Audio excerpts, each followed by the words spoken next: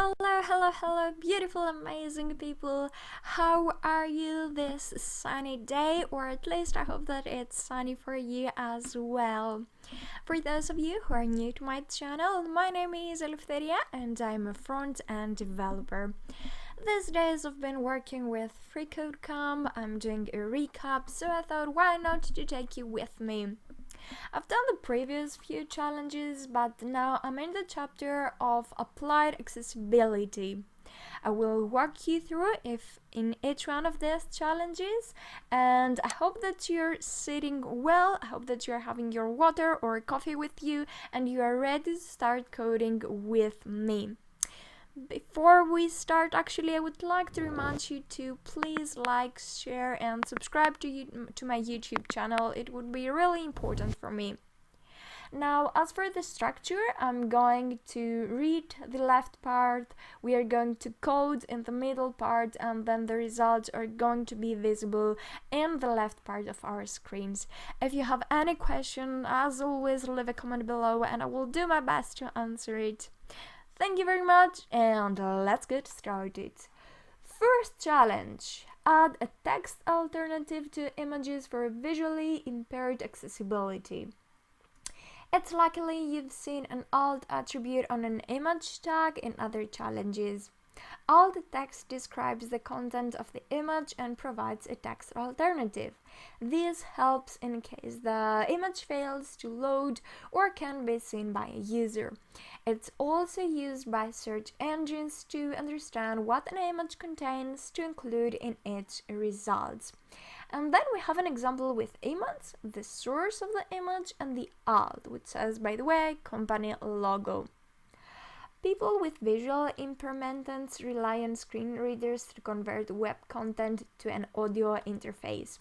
They won't get information if it's only presented visually. For images, screen readers can access the alt attribute and read its contents to deliver key information. Okay, so far so good, but let's see what we have to do. CamperCat happens to be both a coding ninja and an actual ninja, and is building a website to share his knowledge. The profile picture he wants to use shows his skills and should be appreciated by all site visitors. Add an alt attribute in the image tag that explains CamperCat in doing karate. The image source doesn't link to an actual file, so you should see the alt text in the display. Alrighty, so I will add the alt like so. And does it mention? No, it doesn't say anything about what the alt should have, so I will click on run the test, and yep, everything is right, so we are good to continue. Now when alt text should be left blank.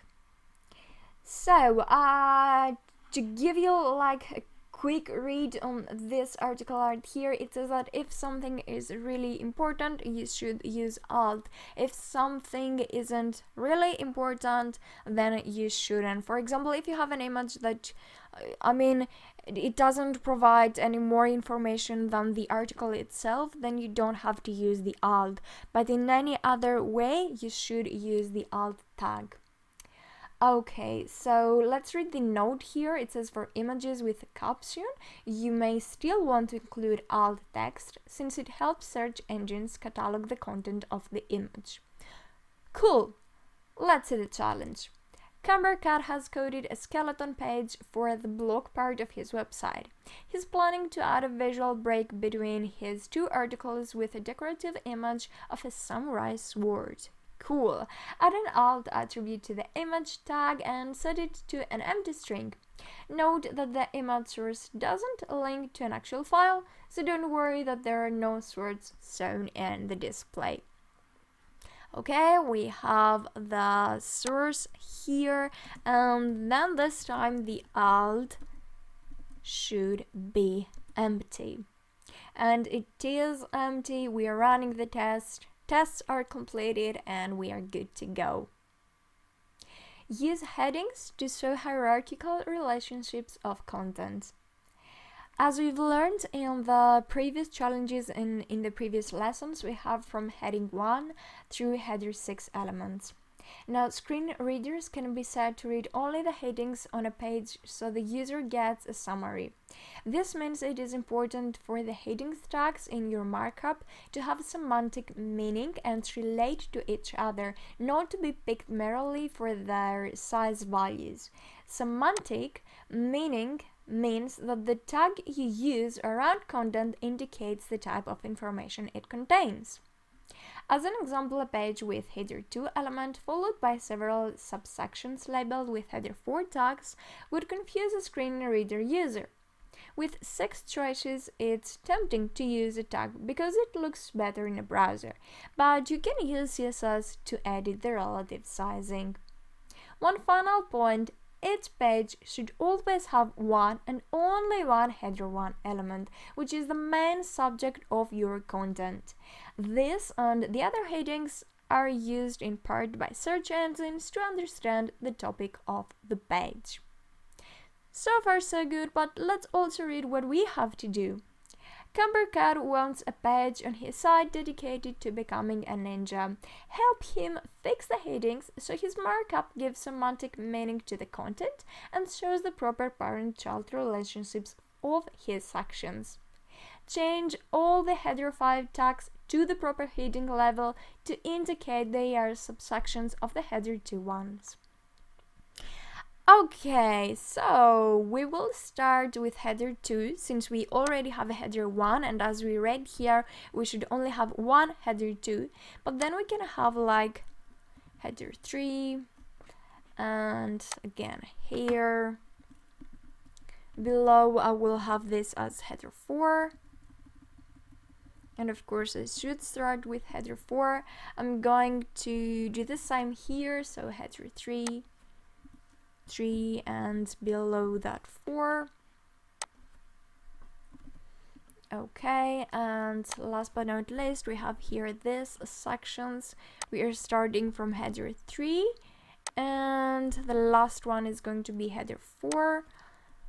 Okay, let's check if we didn't forget anything. That should be correct. Your code have 6 H3 tags. Okay, now I got it. That should also be H3, right? Okay, let's change that very quickly. And this time we are good to go. So, sorry for that. But yeah, let's keep moving on. The next challenge says jump straight to the content using the main element. HTML5 introduced a number of new elements that give developers more options while also incorporating accessibility features. These tags include main, header, footer, nav, article and section, and some other. And if you remember, in some other challenges we also had worked with main, header and footer, and not so much with nav, article and section, but we still had seen those things in some previous challenges of FreeCodeCamp. By default, the browser renders these elements similarly to the humble div. However, using them where appropriate gives additional meaning in your markup. The main element is used to wrap, you guessed it, the main content, and there should be only one per page. So as we have only one heading per page, that's the same with the main. Now the main tag also has an embedded landmark feature that assistive technology can use to quickly navigate to the main content. If you've ever seen a jump to main content link at the top of a page, using a main tag automatically gives assistive devices that functionality. And let's see what we have to do. Cambercat has some big ideas for his ninja weapon spades. Help him set up his markup by adding opening and closing main tags between header and footer, covered in other challenges. Keep the main tags empty for now. Okay, so as far as I understand, I should add the main thing here, and that also should be correct, and it is. Let's keep moving on and see the next challenge, which says wrap content in the article element. Article is another one of the new HTML5 elements that adds semantic meaning to your markup. Article is a sectioning element and is used to wrap independent, self-contained content. The tag works well with blog entries, forum posts, or new articles. A note about section and div. So the section element is also new with the HTML5 and has a slightly different semantic meaning than article. An article is for standalone content, and a section is for grouping thematically related content. They can be used within each other as needed, and for example, if a book is the article, then its chapter is a section, and that's actually a very good example. When there is no relationship between groups of content, then use a div. And here is an example that says div groups content, section groups related content, and the article groups independent self-contained content. Cumbercat used articles tags to wrap the post on his blog page, but he forgot to use them around the top one. Change the div tag to use an article tag instead. Okay, I'm going to copy the article, and I guess that we can go here, and it says, but he forgot to change the div to an article. Okay, I think that we are correct, but let's run the test. Tests are passing, so we are good to go. Next challenge is make screen reader navigation easier with the header landmark. The next HTML5 element that adds semantic meaning and improves accessibility is the header tag. It's used to wrap the introductory information or navigation links for its parent tag and works well around content that's repeated at the top on multiple pages. So header shares the embedded landmark feature used with main, allowing assistive technologies to quickly navigate to that content. As for node, header is meant for use in the body tag of your HTML document. This is different than the head element, and this is really important. So one thing is header, another totally different thing is the head element. Challenge. Coppercat is writing some great articles about ninja training and wants to add a page for them to his site. Change the top div that currently contains the header 1 to a header tag instead. I'm going to copy the header and I'm going up here, and I will add, or I will replace the h1 with the header, and let's see if this is correct. Oh, it's not. Your header tag should wrap around the h1. Okay, now I got it. So we want the header, okay, as well as the h1. Okay, and this time, okay, your code should not have any div tags. Okay, let's also check that. I'm going to delete the div tags from here. And now we are finally good to go. Cool. I like that. Make screen reader navigation easier with the nav landmark. Okay, so the nav element is another HTML5 item with the embedded landmark feature for easy screen reader navigation. If there are repeated side links at the bottom of the page, it isn't necessary to mark up those with a nav tag as well. Using a footer covered in the next challenge is sufficient. Cumbercat included navigation links at the top of his training page, but wrapped them in a div. Change the div to a nav tag to improve the accessibility on his page. Okay, so I'm going to copy the nav, and I'm going up here, and yep, that's it with the navs, and again we are good to go. Next challenge says make screen reader navigation easier with the footer landmark. Similar to header and nav, we also have the footer. So let's go to the challenge, which says CamperCat's training page is making good progress. Now change the div he used to wrap his copyright information at the bottom of the page to a footer element. Let's go. Okay, let's find change the div. So I'm searching for a div, that's the one, and I'm going to change that to a footer. We are running the tests and everything is correct, so we are good to go. Okay, let's read about the next challenge, which says improve accessibility of audio content with audio element.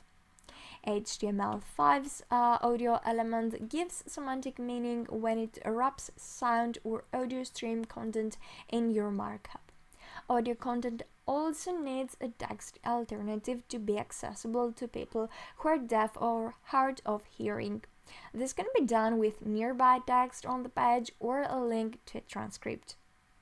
The audio tag supports the controls attribute. This shows the browser default play, pause, and other controls and supports keyboard functionality. This is a Boolean attribute, meaning it doesn't need a value. Its presence on the tag turns the setting on. And then of course we have an example. I would always like to encourage you to take a look on the examples. Usually they're really helpful. So you get audio with ID, then controls, the source with an src, and the type. Okay, let's see what we have to do. Time to take a break from CamperCat and meet fellow Camper Zersiaks. Okay, sorry if I'm pronouncing that wrong. And champion of accessibility and a screen reader user. To hear a clip of his screen reader in action, add an audio element after the P. So we have the P here. And include the controls attribute, then place a source tag inside the audio tags with the CSS attribute assigned to this thing right here. I'm going to copy it. And type attribute set to audio or MPEG. Okay, so let's see the example, and at the same time I will try to write everything.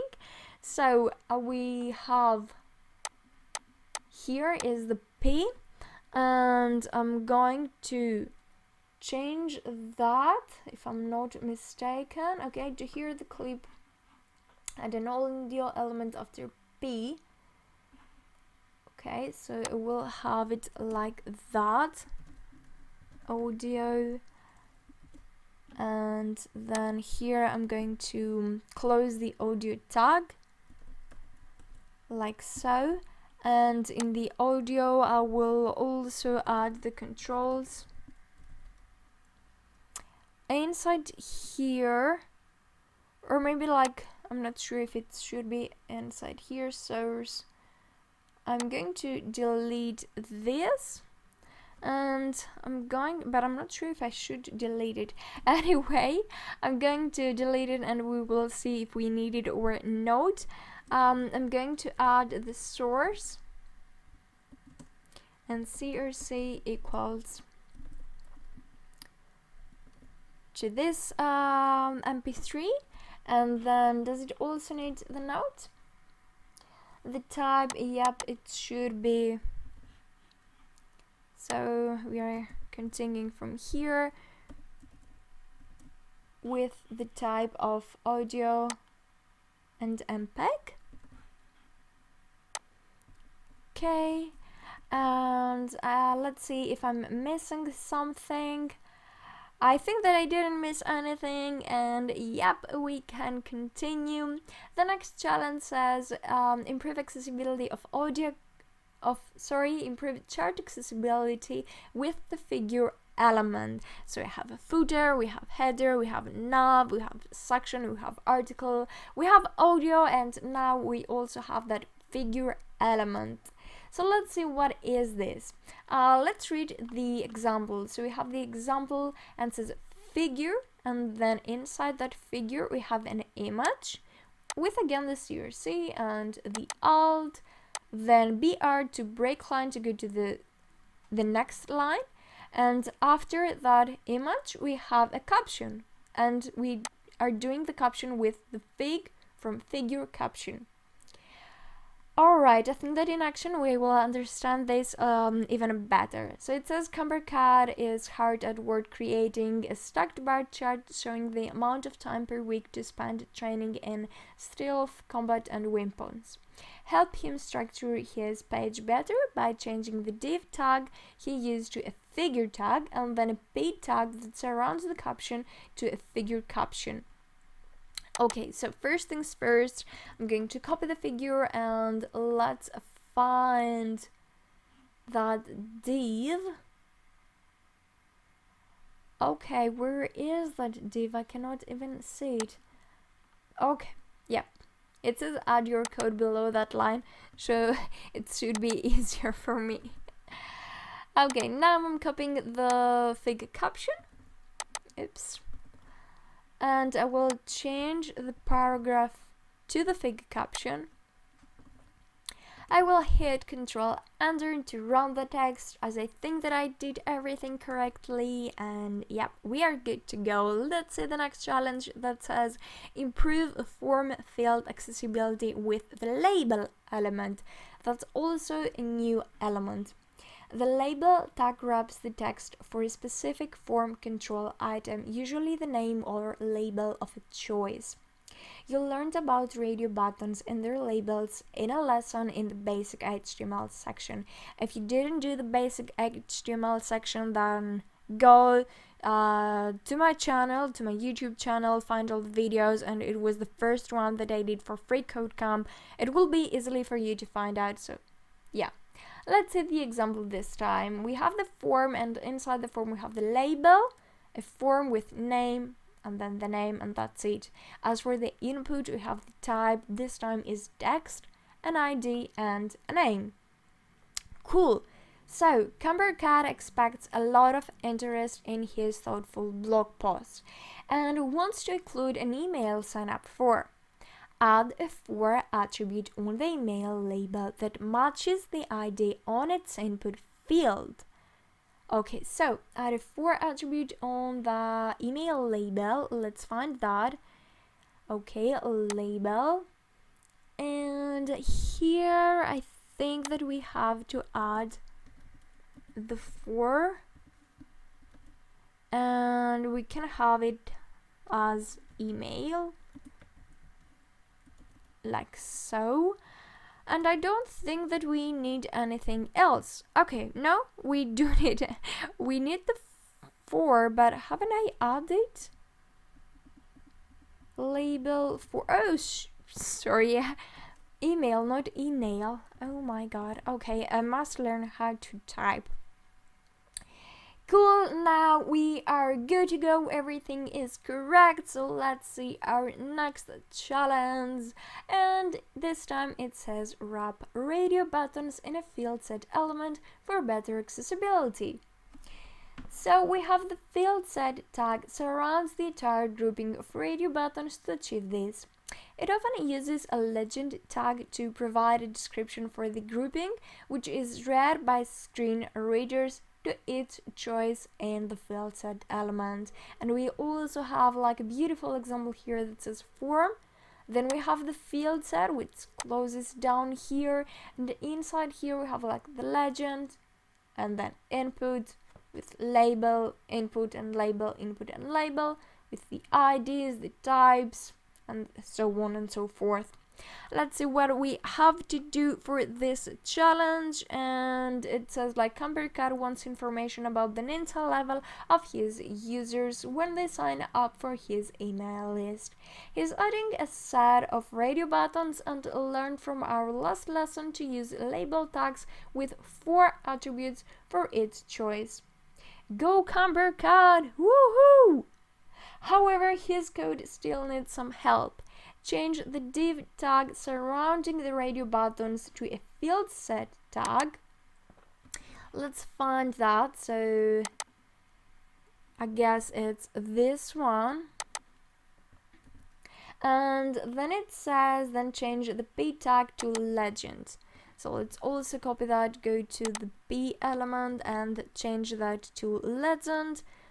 Field, where is the other? Okay, here. Let's change that. And let's check also if we are missing something. We do not miss anything, so again we are good to continue. Next challenge. Add an accessibility date picker. Ooh, I don't think that we've done anything with date pickers before, so I guess this is going to be kind of cool. It says forms often include the input field, which can be used to create several different form controls. The type attribute on this element indicates what kind of input will be created. You may have noticed the text and submit input types or prior challenges, and HTML5 introduced an option to specify a date field. Depending on browser support, a date picker shows up in the input field when it's in focus, which makes filling in a form easier for all users. For older browsers, the type with default to text, so it helps to show users the expected date format in the label or as placeholder text just in case. So I hope that you do not have something very old in your browser, because this might not work very well, but otherwise you shouldn't have any problem. Let's also see the example, and it says label for input, enter a date, and then input type date, ID input 1, and the name is input 1. Cambercat is setting up a Mortal Kombat tournament and wants to ask his competitors to see what date works best. Add an input tag with the type attribute of date, an ID attribute of pick date, and a name attribute of date. Okay, we have quite a few things to do here, and let's start with the input. So we have the input, which closes like that, and inside here we will have type equals date, and of course we will have the ID, which is going to be the pick date, and also it should have a name. Oops, for the name. Come on, internet, why are you so slow? I'm going to have it again as a date. I'm not sure if I'm missing anything. I hope that I don't. And yep, we are good to continue.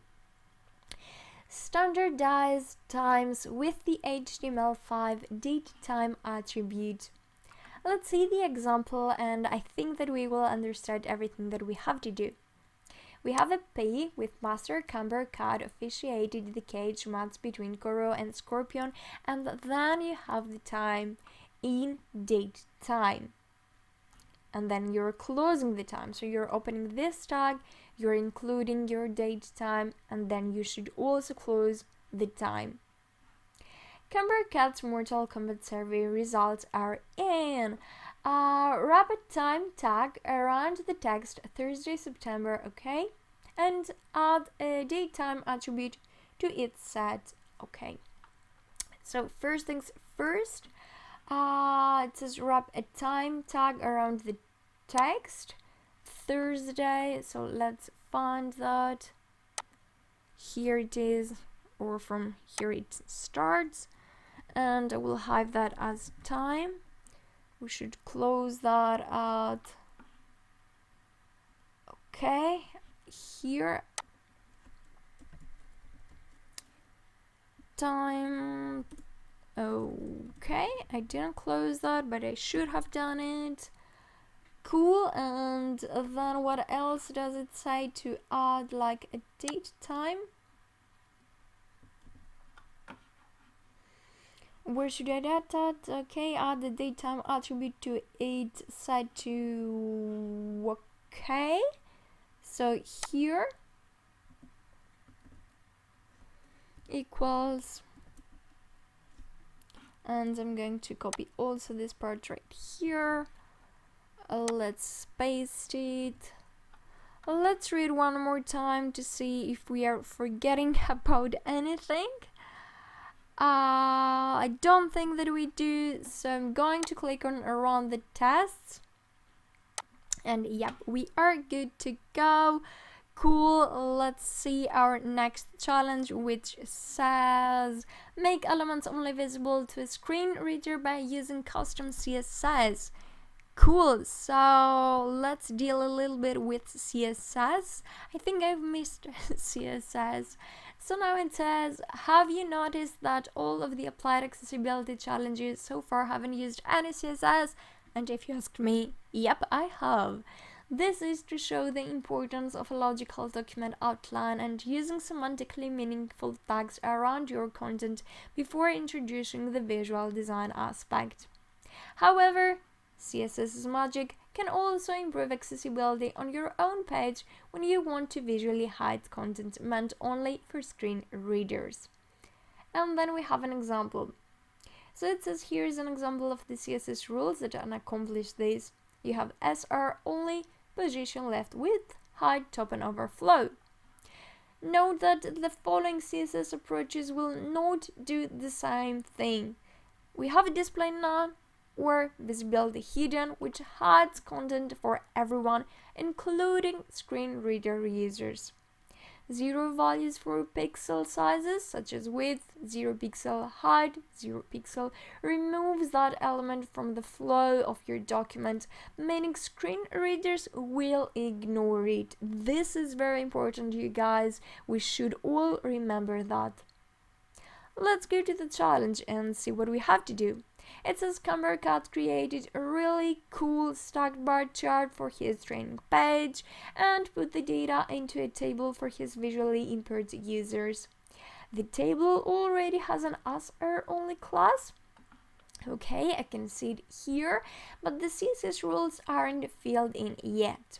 Give the position an absolute value, the left minus 10,000 pixels, and the width and height both to 1. Okay, so let's start with these two, which should be like 1 pixels. Let's go to position, which should be absolute. And then we have here the minus 10,000 pixels. Okay, and the web page does look better, so I think that we are safe to continue. Next challenge is again about CSS, and it says improve readability with high contrast text. CamberCat's choice of light gray text on white background for his recent blog post has a 1.5 to 1 contrast ratio, making it hard to read. Change the color of the text from the current gray to a darker gray, so I'm going to copy that thing, to improve the contrast ratio to 6 to 1. So let's go up here and change it like that. Okay, it doesn't say anything else, so we are good to continue. Submit and go to the next challenge. Okay, avoid color blindness issues by using sufficient contrast. Color is a large part of visual design, but its use introduces two accessibility issues. First, color alone should not be used as the only way to convey important information because screen reader users won't see it. Secondly, foreground and background colors need sufficient contrast so colorblind users can distinguish them. I think that I know what we are about to do, so let's just go to the example or to the challenge. And this time it says CamberCat is experimenting with using color for his blog text and background, but his current combination of a greenish background color with maroon text color has a 2.5 to 1 contrast ratio. You can easily adjust the lightness of the colors since he declared them using the CSS HSL property, which stands for hue, saturation, and lightness. And again, you saw that kinds of things in the second part of my FreeCodeCamp walkthrough. Again, you can find it on my YouTube channel. So, increase the background color lightness value from 35 to 55, and then decrease the color lightness value from 20 to 15, and this improves the contrast ratio to 5.9 to 1. Okay, so we have like 0, 55, and this should be 15, and the other one is 120, 25, and that should be not 35 but also 55. Now we are good to go with the next challenge, that it has to do with CSS. It says avoid colorblindness issues by carefully choosing colors that convey information. Note: some online color picking tools include visual simulations of how colors appear for different types of colorblindness. These are great resources in addition to online contrast checking calculators. CamberCAD is testing different styles for an important button, but the yellow background and the green text color are neighboring hues on the color wheel and virtually indistinguishable for some colorblind users. Their similar lightness also fails the contrast ratio check. Change the text color to a dark blue to solve both problems. So we will take this value and we will go to the button. This color is okay, but okay, so this color is also okay. Then we have 14 and 40. Which one should I change? Change the text color. Okay, so the text color, I should change that one. Now we think that we are good to go, and we are okay. I think that now it changes and we don't have anything else with the CSS, but of course let's keep working. It says give links meaning by using descriptive link text. Screen reader users have different options for what type of content their device reads. This includes skipping to or over landmark element, jumping to the main content, or getting a paid summary from the headings. Another option is to only hear the links available on a page. Screen readers do this by reading the link text, or what's between an anchor, a tags. Having a list of click here or read more links isn't real helpful, and let me tell you, I know quite a few people that does that. Instead, you should use brief but descriptive text with the A tags to provide more meaning for these users. Let's read the challenge. The link text that CamberCAD is using is not very descriptive without the surrounding context. Move the anchor A tag so they wrap around the text information about batteries instead of click here. Okay, so we will change that. I will actually use the Control X and I will go to information. Okay, so we'll also change that. Click here for information about batteries. And now most probably I'm okay, but let's check it. Run the tests, and if the tests are okay, then we are good to go. Cool. Next challenge says make links navigatable with HTML AccessCase. HTML offers the access key attribute to specify a shortcut key to activate or bring focus to an element. This can make navigation more efficient for keyboard-only users. HTML5 allows this attribute to be used on any element, but it's particularly useful when it's used with interactive ones. This includes links, buttons, and form controls. And we also have an example that says button, access key, B, important button. Okay, challenge. CamberCat wants the links around the two blog article titles to have keyboard shortcuts so his site users can quickly navigate to the full story. Add an access key attribute to both links and set the first one to G for graphics and the second one to C for Chuck Norris. Okay, let's see this one. And we will go, I think, let's read it one more time. Add an access key, so I'm going to copy that. I'm going to the H2A first. Okay, href. I'm going here. It should have the G. Come on, internet, help me out here. And after that, I'm going to copy it. And let's go below to the Chuck Norris and add a C. Let's check if this is correct, and it is correct, so we are good to go.